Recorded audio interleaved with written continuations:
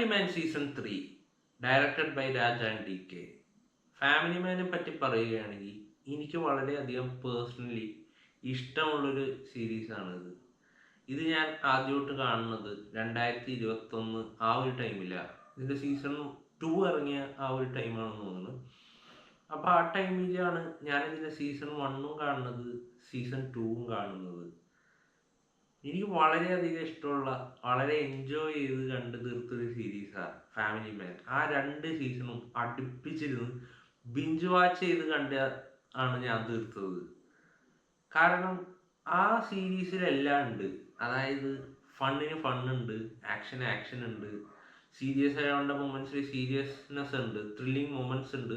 അങ്ങനെ എല്ലാം കൂടി അടങ്ങിയ ഒരു കംപ്ലീറ്റ് പാക്കേജാണ് എനിക്ക് ഫാമിലി മാൻ കണ്ടപ്പോൾ അനുഭവപ്പെട്ടത്.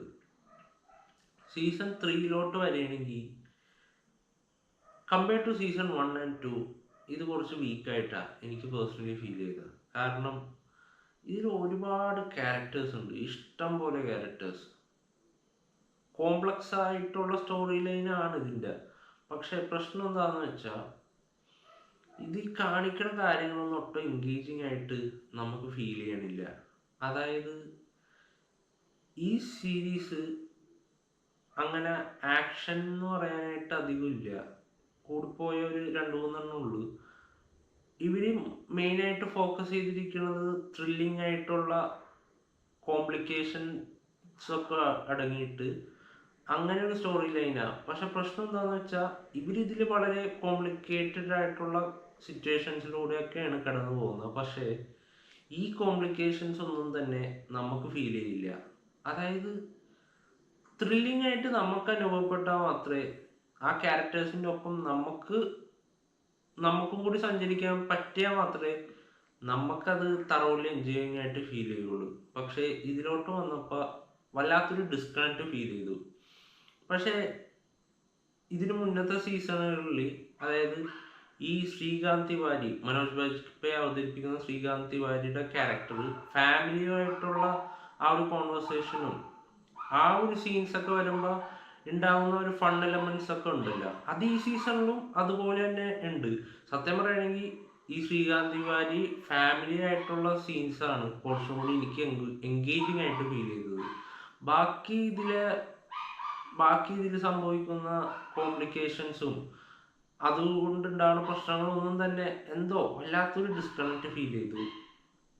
പക്ഷെ മോശമാണെന്നല്ല, ഇങ്ങനെ ബോറടിച്ച് ലാഗടിച്ച് ഒട്ടും കാണാൻ പറ്റില്ല എന്നാ അങ്ങനൊന്നുമല്ല ഞാൻ പറയണം. But compare to season 1 and season 2 ഇത് കുറച്ച് വീക്കാണ്. പിന്നെ ഇത് കംപ്ലീറ്റഡ് അല്ല. ഈ സീസണിൽ മൊത്തം 7 എപ്പിസോഡ്സ് ആണ് ഉള്ളത്. അതിൽ 7ാമത്തെ എപ്പിസോഡ് ഒരു ക്ലിഫ് ഹാങ്ങറോടെയാണ് അവസാനിക്കുന്നത്. എനിക്ക് സത്യം പറഞ്ഞാൽ ഈ സീസണിൽ എനിക്ക് ഒരു എപ്പിസോഡ് ആ ഒരു ഫാമിലി മാൻ കാണുമ്പോൾ കിട്ടണ ആ ഒരു ഫീലോടെ കിട്ടിയത് ഒരൊറ്റ എപ്പിസോഡാണ്. ഡോണ്ട് വെറി ബി ഹാപ്പി എന്ന് പറഞ്ഞൊരു 4ാമത്തെ 5ാമത്തെ എപ്പിസോഡുണ്ട്. അതിലാണ് എനിക്ക് സത്യം പറഞ്ഞാൽ ആ ഒരു ഫാമിലി മാൻ, രാജാ ഡി കെയുടെ ഫാമിലി മാനാണ് കാണുന്നതെന്ന് പറഞ്ഞൊരു ആ ഒരു ഫീൽ കിട്ടിയത്. പിന്നെ ഇതിനു മുമ്പ് ഇറങ്ങിയ ഫർസിയായിട്ട് അറിയാല, ഈ 2 സിനിമകളും ഒരേ യൂണിവേഴ്സിലാണ്. അപ്പോൾ ഫർസിയിലെ ഒരു ക്യാരക്ടർ ഇതിൽ ചെറിയൊരു ക്യാമിയോയിൽ വന്നിട്ടുണ്ട്. സോ ഫർസി കാണണമെന്ന് നിർബന്ധമൊന്നുമില്ല, ബട്ട് കണ്ടു കഴിഞ്ഞാൽ ആ ക്യാരക്ടറിൻ്റെ ക്യാമിയോ വരുമ്പോൾ കുറച്ചുകൂടി ഇമ്പാക്റ്റ് ആയിരിക്കും. ആ ക്യാമിയോ കൊള്ളായിരുന്നു, കുഴപ്പമില്ല, കണ്ടിരിക്കുകയായിരുന്നു. സോ ഇതാണ് ബേസിക്കലി ഫാമിലി മാൻ ഞാൻ പറയാല. അതായത് 4 കൊല്ലത്തിന് ശേഷം ഇതിൻ്റെ സീസൺ 3 റിലീസ് ആവണം. അപ്പം ഫാമിലി മാൻ എന്ന് വെച്ചാൽ ആ ഒരു പേരിന് ഒരു ബ്രാൻഡ് വാല്യൂ ഉണ്ട്.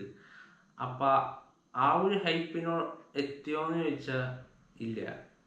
കുറച്ച് ഡിസപ്പോയിൻറ്റിങ് ആയിട്ടാണ് എനിക്ക് ഫീൽ ചെയ്തത്. ബട്ട് ഇത് കംപ്ലീറ്റ് ആയിട്ടില്ല. ഇനി വരാൻ പോണ അടുത്ത സീസണും എപ്പിസോഡ്സൊക്കെ കുറച്ചുകൂടി നന്നാവുമെന്ന് പ്രതീക്ഷിക്കുന്നു.